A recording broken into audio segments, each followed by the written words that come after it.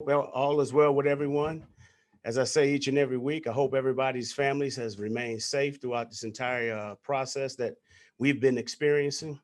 First of all, before we get started, one thing I wanted to do is just do a little special recognition. A special recognition out and a shout out to Pat Mahomes and Dr. Larry Duvernay for being nominated or named Sports Illustrated People Sportsmen of the Year.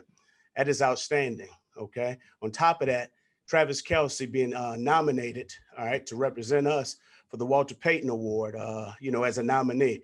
It just goes to show you the type of character and the type of people that we have in this building, and what great leaders and role models for the mentorship that they provide in our community here. So with that said, I'm all ears. Start first with Adam Fisher. Go ahead, Adam. Hey, Eric, how you doing today? What's going on, Adam? How you doing? Good, thanks. Hey, the touchdown the other night against the Broncos came on a free play, as you know. What's your advice for Pat in situations like that? What do you tell him to do in those kinds of situations? Keep playing, make it happen. The thing that we want our guys up front to do, we want them to continue playing. We want the backs, if they're involved in protection, to make sure that they're not allowing any free shots or free hits on the quarterback. So we want them to stay alive in the backfield. And then on top of that, we want our receivers to get open, find a way to get open. And we're always reminding Pat, let's make sure now that we complete it. Don't give them a gift in case it's not on us, not on the opponent, excuse me. But let's make sure that we're throwing it and giving us the best opportunity to be successful. Go next to Sarin Petro. Go ahead, Sarin. Coach, I know like football is a physical game, right? And you can't win without it. But there's kind of a mindset I hear, and I even heard a comment around the league about, if you can't get 1 yard, you don't deserve to win, right? Like, what is that mindset going away? Like, should it go away? Is that like, I know, like I said, I know the physicality is a part of the game, but the goal is to score more points, right? Not knock your guy off his feet. If that helps you score points, right, that's a good thing. But is that mindset, wrong and being unraveled right now in the NFL? Not at all. I think it's still an attitude and mindset and a determined mindset. At the end of the day, this is a physical game that we play. And like I told our guys before, if we can't move the chains, that's a problem. Okay? Because you have to be able to run it when everybody knows that you're going to run it. Now, obviously, it's our job as coaches to make sure we're putting our guys in the best situations to be successful.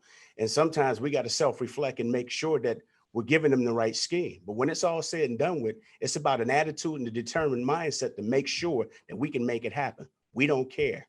We don't care what you do, but we have to get that mojo going, that mojo back. We've got 4 hands up. We'll go right down the line, starting with Pete Sweeney. Go ahead, Pete. Hey, Coach, we asked Patrick Mahomes about the red zone, and he cited exactly that we have to be able to run the ball when when the other team knows that we're running the ball. What's your take on some of the red zone issues as of late, and how do you fix those as the season wears along here? Well, coaching and lack of execution. So as a coaching staff, we always want to make sure that we're studying and that we're exhausting every opportunity for our guys to be successful. And then when it's all said and done with, the players' responsibilities is to make sure that they're executing their jobs with great attention to details. So somewhere along the line, we have to come together and get that fixed together. And then it doesn't matter. When it's all said and done with, every play that we feel going into a game plan is designed to score a touchdown. We got to find a way to make it happen. And I'm going to go back to what I said earlier. It's about an attitude and a determined mindset, but also, too, eliminating the mistakes and eliminating the penalties. Next to Harold Kuntz. Go ahead, Harold. Eric, how are we doing today? Doing good. How you doing? I'm good, man. Hey, 2 questions related to what Coach Brian Flores said the other day. One, he mentioned that the last time that he coached against you was, of course, when he was DC for the Patriots. And he mentioned from that game to now, he watches you on tape and he says, you guys are better than you are now. Do you kind of agree with that sentiment that your offense has evolved since then? I'll say this. Coach Flores is doing a hell of a job himself. He's done an outstanding job with his team. And first and foremost, thank you from last year for beating the Patriots and giving us that opportunity to secure home field advantage. But on a serious note, he's done a great job. He was a great defensive coordinator when he was with the Patriots. And you look at what he's done with this team, okay? Last year, that team played hard for him. They played consistent football. Now, the results may have not always been exactly what they wanted, but now look how it's paid off. He's laid a foundation. That foundation has been established, and he's doing an outstanding job. But one thing I am going to say, we're playing good ball, but overall, we know that we can play much better. Last two, Darren and then Nate. Go ahead, Darren. Hey, Eric, first of all, hope all is well with you. I know you're not going to answer about coaching position, so I'm going to blame that on Seren from last week.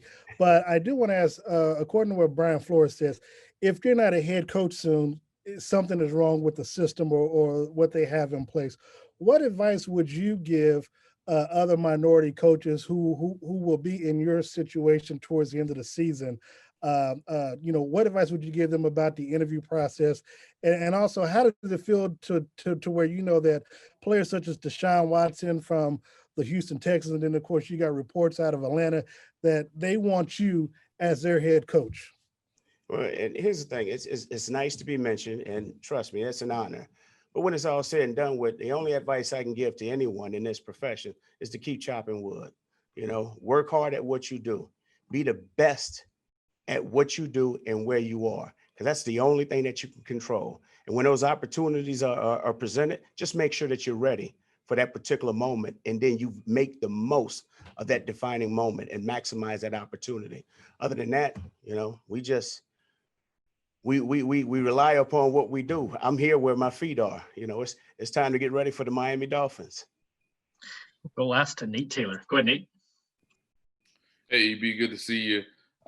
Two guys I want to ask you about is Stefan Wisniewski and Martinez Rankin. They've been on the active roster for a little bit now. You got 4 weeks left before the playoffs. How intrigued are you to maybe give them a possible look or two in the coming weeks, and just how they progress? Obviously, Stefan coming from an injury earlier this season, and obviously Martinez from his rehab. You know what? I think they're both are right on time with their progress. The thing that I like is that we got two veteran players that have played in our system that understand exactly what we want from them. They know exactly what to do. And so that's great. You always want very good, solid offensive line depth. And we've gone through that experience where we've had to play other guys. So we like where we are. Now, as far as getting those guys some play time right away, I don't have that answer for you, but I do know this. If that situation was to present itself, those guys will go out there and do an outstanding job. And we're going to trust them and doing whatever we need them to do to go out and be as efficient for us. Coach EB, we appreciate the time. Thanks for joining us. Thank you. You guys have a great evening. Great afternoon.